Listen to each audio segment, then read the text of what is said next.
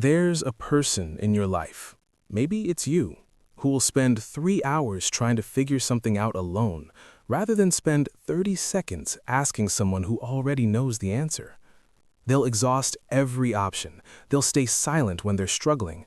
They'll drown quietly before they ever say the words, "Can you help me?" And from the outside, it looks like pride or stubbornness, or maybe just a bad habit. But it's not. It's something much deeper. And once you understand what's actually happening underneath that silence, it changes how you see yourself and how you treat the people around you.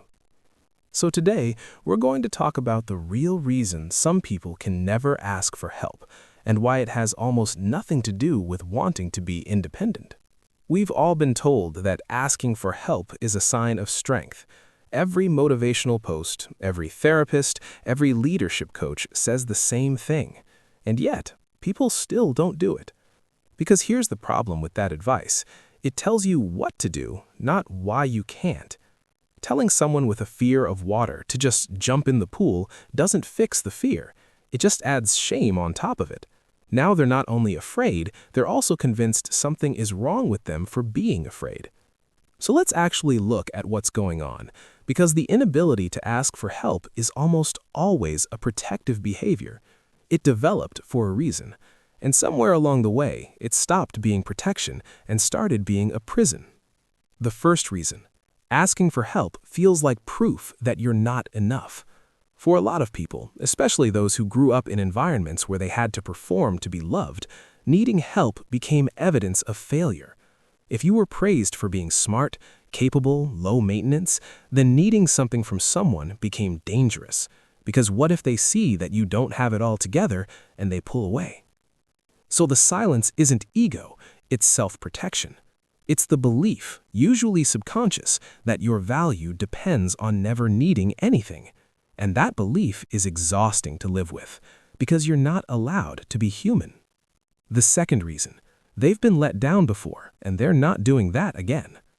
Think about the first time you asked for something as a kid and got dismissed, got laughed at, got told you were too sensitive, too needy, too much.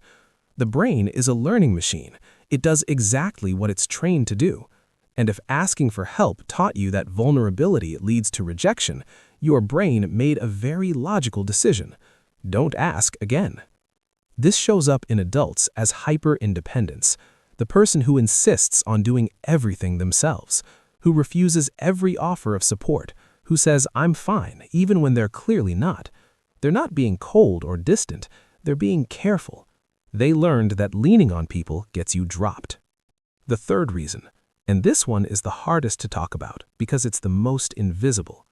Some people genuinely don't believe they deserve help. They've been told, directly or indirectly, that their needs are a burden, that they're too much, that other people have real problems. So when something hard happens, the thought isn't, "I should reach out." It's, "Who am I to bother anyone with this?" And they sit with it, alone, until it becomes unbearable. And even then, they convince themselves they should be able to handle it. It's not a character flaw, it's a wound. And wounds don't heal by being told to just ask for help. They heal when someone finally makes it safe enough to try. So what do you actually do with this? If this is you, the first step isn't asking for help. The first step is noticing what the silence costs you.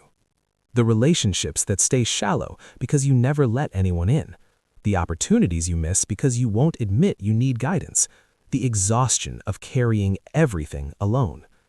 You weren't born this way, you were taught this, and anything that was taught can be unlearned, slowly, safely, with the right people. Start small. You don't have to open up about the deepest thing first. Ask someone for a book recommendation. Ask a coworker to proofread something. Let someone pay for coffee. Practice letting people in low-stakes ways until it starts to feel less like a threat and more like what it actually is, human connection. I want to ask you something, and I genuinely want to know your answer. Is this you or someone you know? Drop it in the comments. You don't have to explain the whole story. Even just writing "This is me" counts, because sometimes the first act of letting people in is just admitting even anonymously, that you've been doing it alone. And if this video felt like it was written for someone specific, share it with them. No explanation needed, just the link.